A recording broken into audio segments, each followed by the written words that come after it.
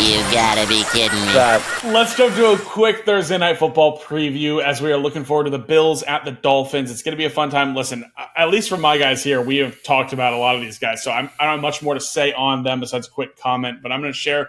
We're going to go through, as always, our must starts, our risky starts, and our don't starts for Thursday Night Football. Here we go. Wes, take it off. Take it off. Yeah, take your shirt off. Take it off. So I think my must start this week. There are so many guys that are obvious for the Dolphins and Bills. So the only one that I think anyone may be hesitant about that I think is actually a must start is James Cook. Okay. Must start James Cook, 19 carries. Clearly a solid, trusted player in this offense. And that's what Joe Brady brought once he was named the offensive coordinator when they fired Ken Dorsey last year. They were a rushing team. And there's been some rumors. That's why Stephon Diggs wanted to leave, because they were transitioning to this rush first team. Anybody watch any of the Bills game? Josh Allen ran a lot as well. So you're going to have this rushing first team. Maybe that's why Dalton Kincaid kind of struggled. Maybe that's why we didn't get as much from Khalil Shakir and Curtis Samuel, some of these other guys that we thought maybe veteran presence were going to help with the passing game. But truth be told, James Cook is going to be a really good running back at this rate. And I see a top 15 upside, maybe top 12. Who knows just how well he does. But I think this Thursday night, he's definitely someone you have to start. Yeah, I just want him to score more. I do. I want him to get in the end zone. But I want him to score. Not on Thursday, obviously, because he's playing the Dolphins. But, I don't want anyone to score on the Bills. Sure. Making me 40-7, know. And James can get 7. That's fine. He can get 7, yeah. 7, 8, because he gets the 6, and he gets touchdown, and then they hand it off for the 2-point conversion. Okay, fair. Good, solid fantasy stuff. That's fine. My must-start for Thursday night is Devon Achane. I just want to instill confidence to all the haters out there who are like, it was 1 week. It was 1 week. Did you see the Broncos game? It was 1 week. The Broncos game wasn't 1 week either. So we saw it. We knew it was going to happen. He's taken over. He's the RB1 in this offense now. It's the 1-2 punch with Achane and Mostert, not Mostert and Achane. So he's definitely the guy. He's a must start for me. Go stick around. Look at our other content on Achane. He's seven targets, 7 catches. 7 catches. wide receiver yards. 2. Yeah.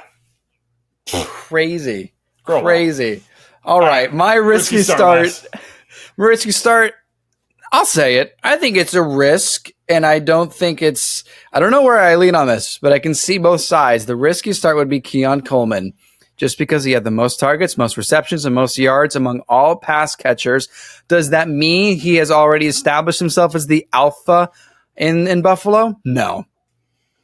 And I think Shakir can still do very well. He got a touchdown. I think Curtis Samuel might be creative and still end up having some productivity with the team.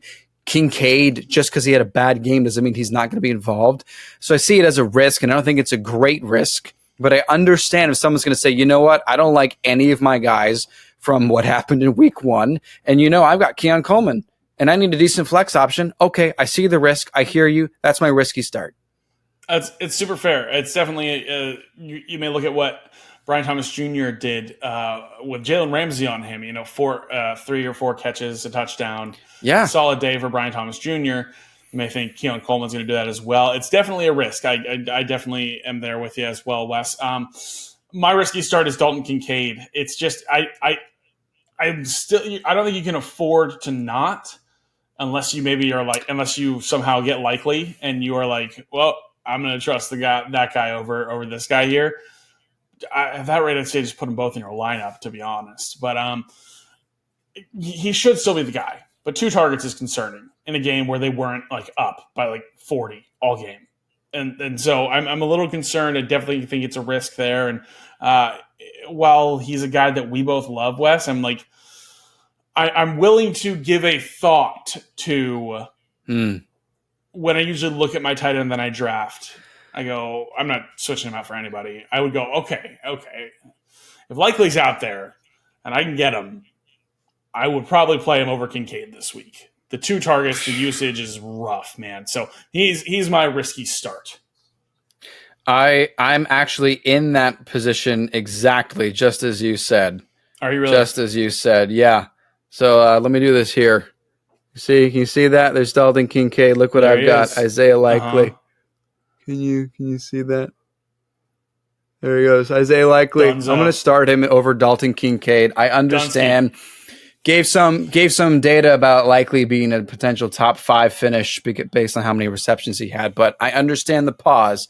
However, I'm going to transition into my don't start, and I don't think you should start Dawson Knox. That is not what this means. That is not what this means. It does not mean Dawson Knox is back. Yeah. It does not mean Dawson Knox is the guy. It doesn't mean Dawson Knox is saying, hey, now wait a minute, I got hurt last year. It doesn't mean that I don't deserve to be tight end 1. No, Kincaid, I called Cooper Kupp-esque coming out of the draft last year, and he did pretty darn well in fantasy, and maybe we'll see some more of that again the next few weeks, but it does not mean that Dawson Knox is the guy. Don't try to be sneaky. I know we all got burned from tight ends because very few of us even had Likely, let alone started him. Every other tight end was awful. So let me just remind everybody. Tight ends in like the top 6.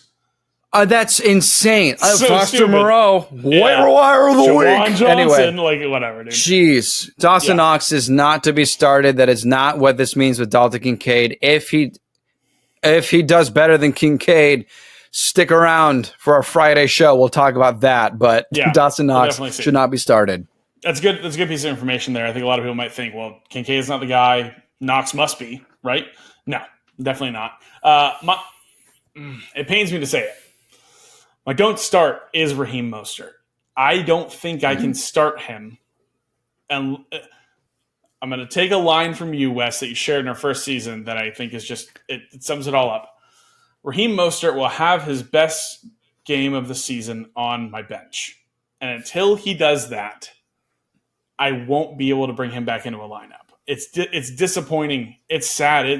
We love Mostert. Such a fun dude. I've met him. He's great. Yeah. Not for fantasy, dude. He has definitely taken a back seat here, and he looked a little banged up. There's specifically one play where it looked like he injured his shoulder, and then that was more when Jeff Wilson Jr. started to come into that game. And so definitely things to monitor, but I don't think you can go, well, he was great last year. I just need to keep with it. If you've got another option, I would roll it out. I really would. I don't think you should start Raheem Mostert, especially in a prime time spot after a bit of a rough week 1. That's it. Thursday Night Football. You're welcome. You're going to win your leagues now because of your plays on Thursday night. Bingo, bango, bongo.